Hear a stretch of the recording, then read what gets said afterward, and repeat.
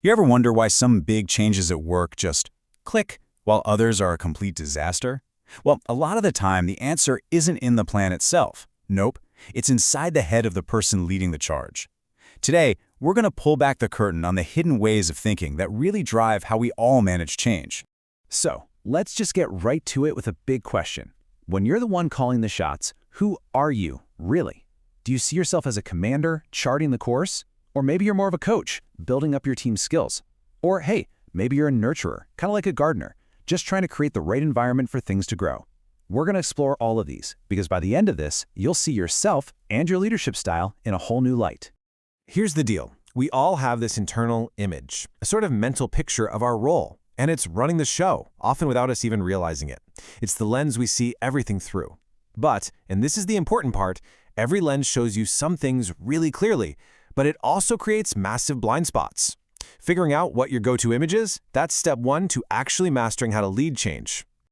Okay, so to really understand these different leadership images, we need a blueprint. We're going to break it all down using two key ideas that honestly define every single approach to change out there.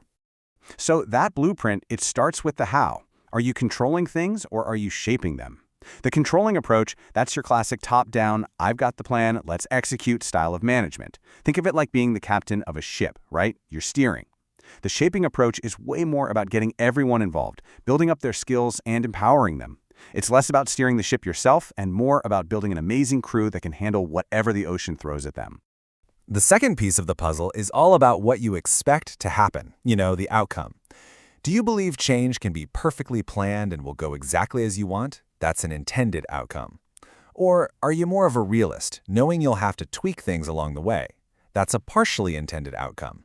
Or maybe, just maybe, you believe the outcome is almost completely out of your hands. That's an unintended outcome. And here's where it gets really cool. When you put those two things together, your approach and your expected outcome, you get this. This framework gives us 6 totally distinct images or archetypes for a change manager. Let's meet them. All right, it's time to meet the cast of characters. And as we go through these, I want you to think about which one sounds the most like you. And hey, which ones you see in the leaders all around you. First up, we've got the director.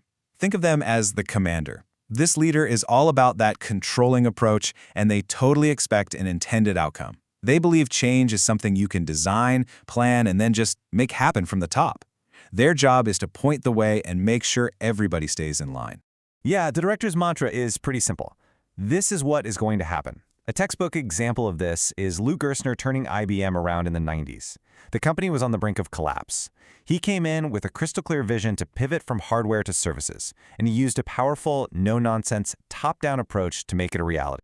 Next up, the navigator. Now, just like the director, the navigator wants to be in control, but they're more of a realist. They know the journey is going to be messy and full of surprises. They accept that things like office politics, market shifts, you name it, mean the final destination might look a little different than the one on the map. That's why their outcome is only partially intended. A navigator will say something like, I will tell you what I would like to happen. Think about Nokia when smartphones first exploded onto the scene. They tried really hard to control their transition, but they were up against these massive forces like Apple and Google. They were constantly having to react and change their plans. They weren't just directing, they were navigating a storm. And rounding out our controlling crew is the caretaker. With this image, the manager feels like they have very little control at all. They believe the outcomes are almost entirely unintended, just driven by these huge external forces. So their job isn't to direct the change, but to just shepherd the organization through it, trying to keep everyone safe. A caretaker will often ask, let us explore what might be possible. I mean, the absolute perfect example is the airline industry during the COVID-19 pandemic, right? No CEO on earth could control countries closing their borders. Change was just forced on them. Their role was purely about reacting and trying to survive. Okay, let's switch gears and look at the shaping archetypes, starting with the coach. Now, the coach also believes in getting to a specific intended outcome, but their game plan is totally different from the directors. For them, the secret to success is building the right skills and values in their team.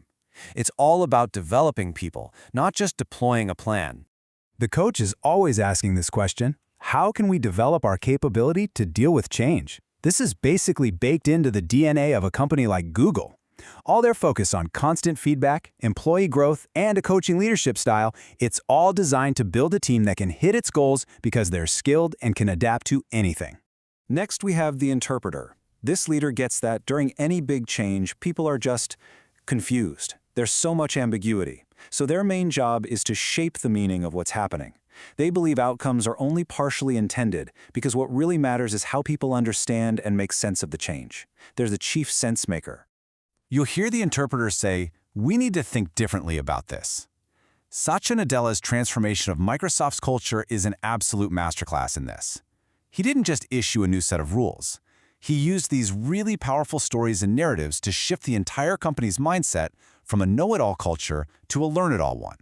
He gave them a new way to interpret the world. And that brings us to our final archetype, the nurturer. The nurturer completely leans into the idea that outcomes are unpredictable and you can't really control them. They see the organization as this complex living thing. So their job isn't to manage change, but to create an environment where positive, unexpected change can just happen on its own. The nurturer's question is one they ask everyone. This is everybody's problem. How will we fix it?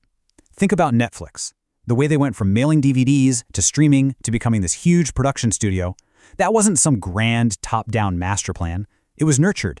They built a culture of experimentation and freedom that allowed all that amazing innovation to just emerge organically. Okay, so here's where this framework gets really useful. It's when we look at what happens when there's a mismatch, when you use the wrong image for the wrong situation. That, my friends, is a recipe for disaster. For instance, let's say you try to be a top-down director in a company that's super political with all these competing agendas. You might get people nodding in the meeting, but behind the scenes they're going to fight you every step of the way. Or flip it around. Imagine there's a real crisis, something that needs urgent action, and you're trying to be the coach. All that focus on development will just lead to endless talk and no decisions while the building burns down. So what's the big takeaway here? How do you actually get this right? How do you go from being a one-trick pony to becoming a true master of leading change? Here's the most important thing to remember. None of these images is inherently good or bad. They're just tools in a toolkit. Real mastery isn't about being the perfect director or the perfect coach all the time. It's about having the wisdom to look at a situation, the urgency, the politics, the complexity, and then consciously choosing the right costume for the part you need to play. So the next time you're in the middle of a change, or you're watching a leader try to navigate one, ask yourself, what role is actually needed right now? Is this a job for the director, the coach, or maybe the nurturer? Because the most effective leaders aren't the ones who play one role perfectly. They're the ones who know which costume to wear for the play they're actually in.